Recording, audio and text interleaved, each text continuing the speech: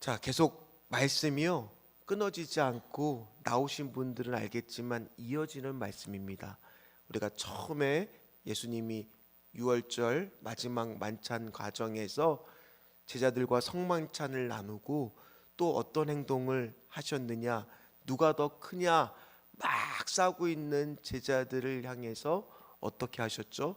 말을 하신 게 아니라 조용히 일어나셔서 식사하는 도중에 갑자기 어떤 행동을 하셨습니까? 제자들의 발을, 그것도 놀라운 것은 종이 하인이 발을 씻기는 방법으로 무릎을 꿇고 그렇게 발을 씻겨주는 모습을 보이셨죠. 그러면서 또 이 중에 누가 자기를 팔 거다라고 말씀을 하셨을 때 가룟 유다는 알고 있었죠. 그래서 황급히 그 자리를 떠나는 것을 우리는 지난 시간에 볼 수가 있었습니다. 그런 과정 속에서 제자들은 마음이 불안했을 거예요. 갑자기 예수님은 이제 곧 십자가를 떼는 아버지 때가 가까이 왔다라고 말하죠. 그리고 막 갑자기 어수선한 분위기 속에 제자들도 혼돈 속에 있었을 때, 그래도 베드로는 13장 마지막에 보면은 아이고, 그래도 자기는 수제자라는 느낌이 있었는지 끝까지 충성을 다할 거다라고 혼잣담을 하고 있었는데, 예수님이 뭐라고 말씀을 하시죠? 닭 울기 전에 네가 나를 3번 부인할 거다, 그렇게 말씀을 하시는 거예요. 그런데 제자들 마음이 다 편치 않았을 수 있어요. 그래서 이 14장에 와서는 16장까지는 예수님의 긴 설교의 내용들이 들어있는 본문의 말씀입니다. 그런데 첫 번째부터 이제 제자들의 마음을 어떻게 하셔야 되겠어요? 불안하고 두렵고 초조한 마음을 위로도 해주시고 권면도 해주시면서 그것이 끝이 아님을 이제 말씀을 통해서 알려주셔야 되잖아요. 그 첫 번째 권면의 말씀의 본문이 바로 어디겠어요? 오늘 우리가 읽은 본문이 되는 겁니다. 자, 그러면은 예수님께서 어떻게 제자들을 권면하고 있는지 첫 마디가 중요하지 않겠습니까? 저만 중요한 거 아니잖아요.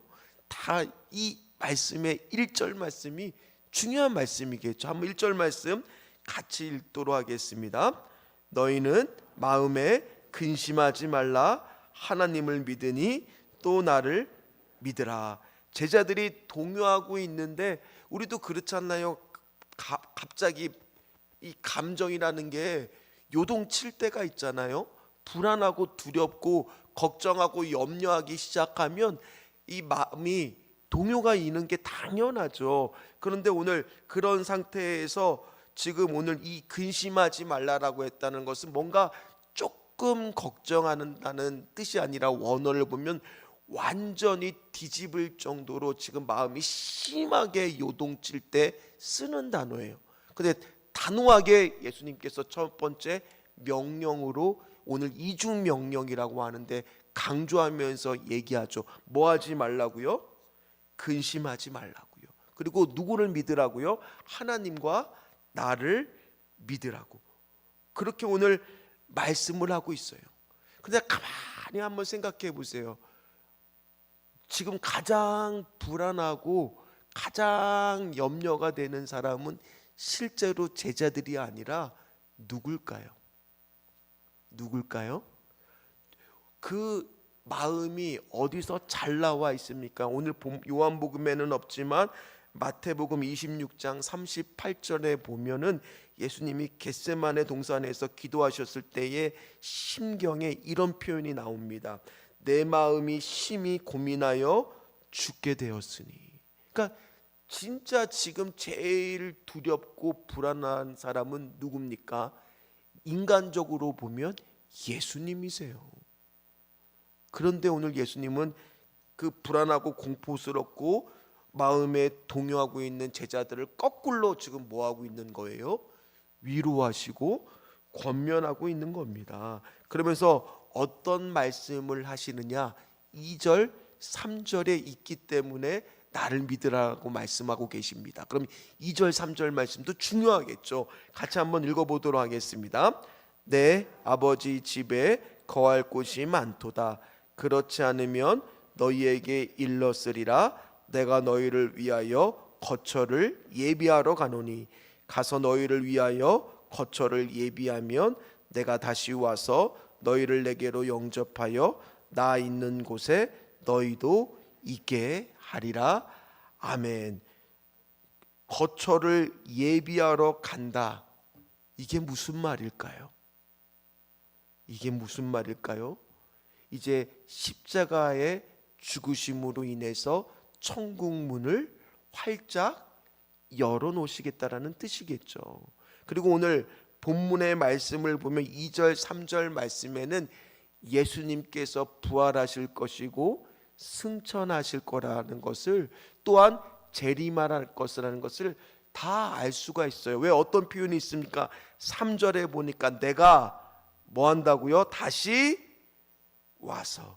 그 말은 뭐겠습니까? 예수님이 십자가에 달려 돌아가신다고 하실 때도 3일 만에 뭐 하실 거라는 거예요? 부활하실 거라는 겁니다. 부활하신 다음에는 뭐 하시겠다는 거예요? 거처를 예비하러 승천해 가실 것이고요, 나중에는 때가 되면 성령님도 우리한테 보내주시겠다는 뜻이고, 또한 때가 되면 재림하겠다는 것이 오늘 2절과 3절 안에도 다 들어있는 거예요. 굉장히 중요한 신학적인 내용이죠. 따라서 지금 내가 지금 죽으러 가는 것은 끝이 아니다. 마치 뭐 하시기 위해서, 부활하시기 위해서 십자가를 지러 가는 거다라고 지금 말씀해 주고 있는 거예요. 그런데 우리도 그렇지만 당장 내일이 걱정이라고 생각하는 사람한테 천국의 복음이, 구원받는다라는 말씀이, 부활하겠다라는 것이 크게 다가오지 않을 수도 어때요? 있을 때가 있습니다. 당장 눈앞에 떨어진 불을 꺼야 되는 그런 상황에 처한 사람들한테는 마치 그런 말씀은 먼 이야기처럼 들릴 수가 있다라는 거예요. 왜요? 제자들은 아직도 젊어요.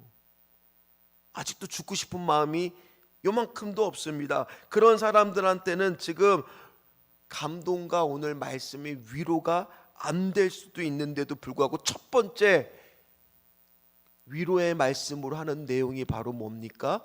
구원과 부활, 이 말씀부터 하고 있다라는 얘기예요. 이해가 안 되죠? 당장 실직한 사람한테는 내일 어떻게 우리가 먹고 사는 문제가 더 시급한 문제일 줄 있는데 어떻게 하나님 나라의 말씀이 설득력 있게 느껴지겠습니까? 먹고 살기도 바쁜데 무슨 천국 복음에 대한 이야기인가? 그런데요, 사람들은 생각보다 끊임없이 궁금해합니다. 내가 가고 있는 길이 맞을까? 내가 가고 있는 길이 옳을까?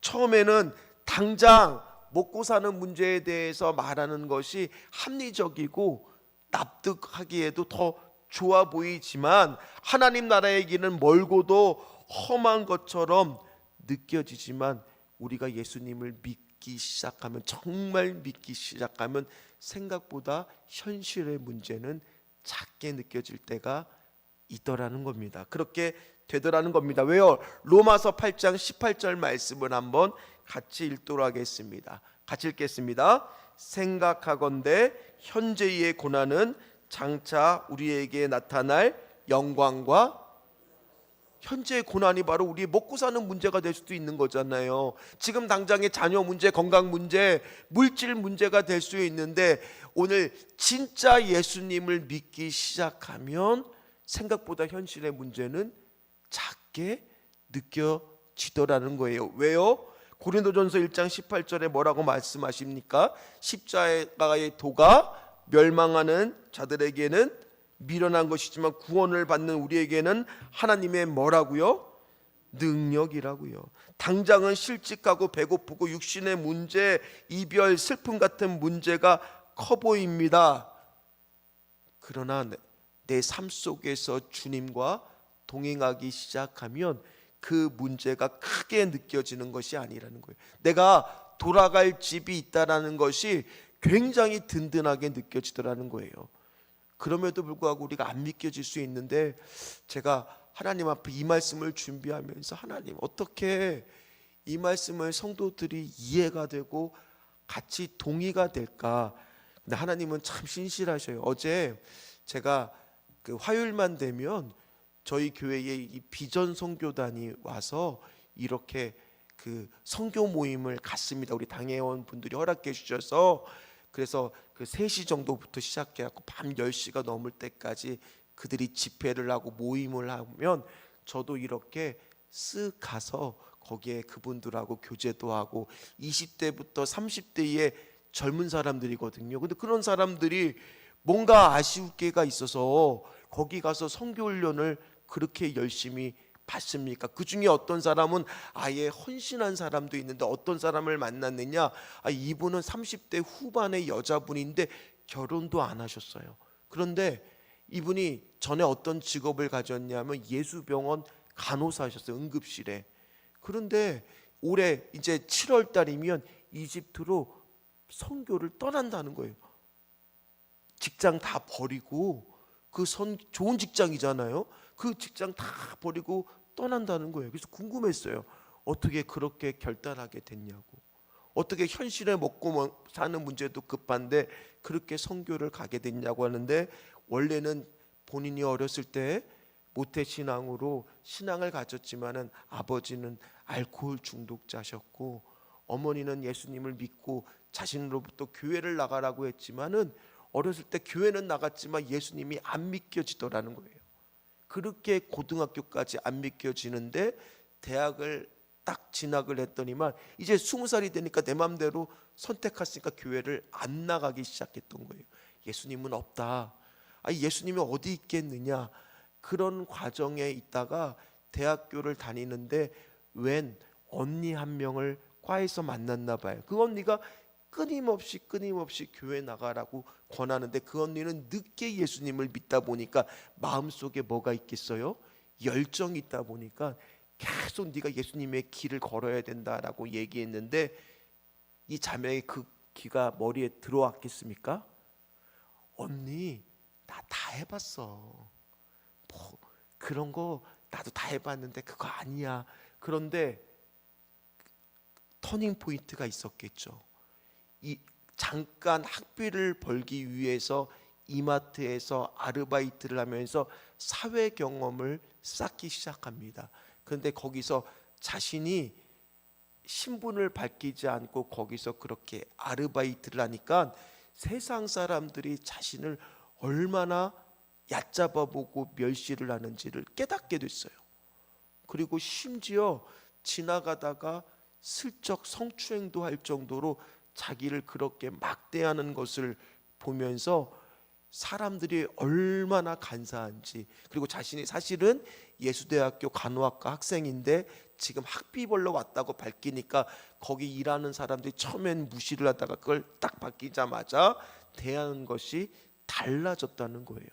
그뿐만 아니라 그때 한참 여러 가지 사건들을 보면서 내가 지금 무슨 길을 가야 될까, 그 고민이 휩싸이기 시작했다는 거예요. 그리고 다시 학교로 돌아가서 그 언니의 권면에 따라서 비전 선교단에 다시 훈련을 받으러 한번 진짜 내가 예수님이 이 맞는지 내가 스스로 한번 점검해 보고자 참여를 하고, 거기서 예배를 드리면서 처음부터는 아닌데 어느 순간 갑자기 내 죄들이 다 떠오르기 시작하면서 눈물을 쏟으면서 뭐 하기로 결정을 했겠습니까? 예수님을 믿기로 결정을 했다는 거예요.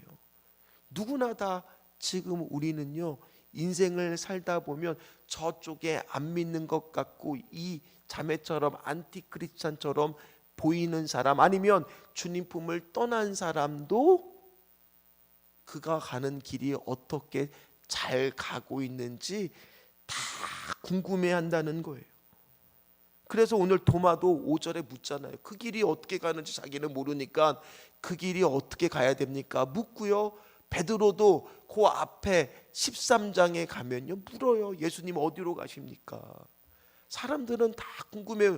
지금 우리가 어디로 가고 있는 겁니까? 근데 예수님이 뭐라고 대답합니까? 오늘 그 유명한 말씀 6절 말씀을 한번 같이 읽겠습니다.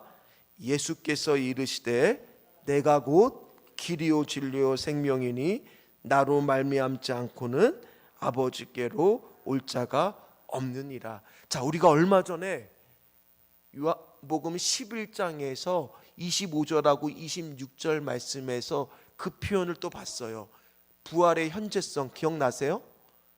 나는 I am, 나는 뭐뭐뭐이다, 나는 부활이요 생명이니 라고 말씀하셨던 것처럼 오늘도 똑같은 표현을 쓰고 있는 거예요.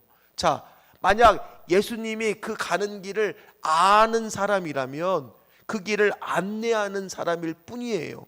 내가 그 길을 경험한 사람이라면 그 경험담을 우리한테 들려주시면 끝나요. 근데 오늘 분명히 성경은 뭐라고 말씀하세요? 내가 곧 뭐라고요?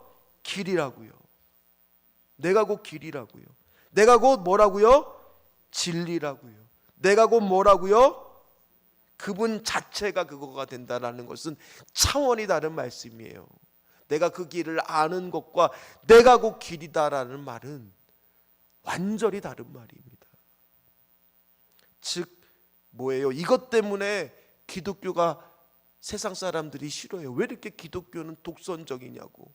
다른 종교랑도 좀 이렇게 화목하게 잘 지나고 다른 것도 좀 인정해주면 구원이 다른 길에도 있는 거 아니냐, 불교나 천주교처럼 좀 폭력 있게 하면 되지 왜 이렇게 기독교는 독선적이냐. 그럼 어쩔 수가 없어요. 말씀이 뭐라고 나옵니까? 아버지께로 올 다른 길이 있습니까? 없습니까? 없다라고 성경에 나와 있기 때문에 어쩔 수 없이 우리는 그 길에 대해서 이렇게 선포할 수밖에 없는 거예요. 예수님이 길이십니다. 예수님이 생명이십니다. 예수님이 진리이십니다. 우리가 궁극적인 인생의 문제를 해결하는 길은 요가, 철학, 명상 아무것도 답이 될 수가 없습니다. 오직 답은 하나, 길은 원웨이, 한 길밖에 없는데 바로 뭐예요? 예수 그리스도밖에 구원의 길이 없다는 거예요. 그래서 우리는 예수를 믿어야 되는 당위성이 오늘 말씀에 잘 나와 있는 겁니다. 주님 없이는 살 수 없는 거예요. 그래서 우리가 불렀던, 제가 찬송가도 의미 없이 새벽 예배라 해도 고르는 것이 아니고, 물론 예배 때도 마찬가지지만 다 이유가 있어서 오늘 어떤 찬양을 불렀어요? 대산을 넘어 험곡에 가도, 근데 2절 가사를 보면 캄캄한 밤에 다닐지라도 주께서 나의 길 되시고 나에게 밝은 빛이 되시니 길 잃어버릴 염려 없네. 하늘의 영광, 하늘의 영광, 나의 맘속에 차고도 넘쳐 할렐루야를 힘차게 불러 영원히 주를 찬양하리. 길 대신 주님과 동행하면 길 잃어버릴 염려가 없는 줄 믿으시기를 주의 이름으로 축원합니다. 이미 우리를 위한 거처가 다 예비되어 있습니다. 아브라함과 이삭도요, 현실의 삶을 살아가면서 히브리서 11장에 보면 항상 어디를 그리워했느냐? 돌아갈 본향을 그리워했다라는 표현이 나옵니다. 신기하잖아요. 현실에서의 부자고 현실에서도 그렇게 살아가는데, 한번 진짜 그런지 한번 볼까요? 히브리서 11장 16절 말씀 한번 같이 읽어봅니다. 그들이 이제는 더 나은 본향을 사모하니 곧 하늘에 있는 것이라. 이러므로 하나님이 그들의 하나님이라 일컬음을 받으심을 부끄러워하지 아니하시고 그들을 위하여 한 성을 예비하셨느니라. 아멘. 아니 뭐 삶이 잘 먹고 잘 살고 해피엔딩이면 뭐하러 본향을 그리워합니까? 그게 아니라는 거예요. 말씀을 마무리하도록 하겠습니다. 길 대신 주님과 동행하면 현실의 문제는 작아지게 돼요. 이거를 경험하는 것이 생명이고 진리라는 것을 우리는 이거 아무리 뭐 말로 설명해 봤자 실제로 그런 경험을 꼭 하시기를 주의 이름으로 축원합니다. 그렇게 되었을 때 우리는 예수님과 동행하기 시작해요. 예수님과 함께 가기 시작해요. 그러면 기쁨이 넘치기 시작한 거예요.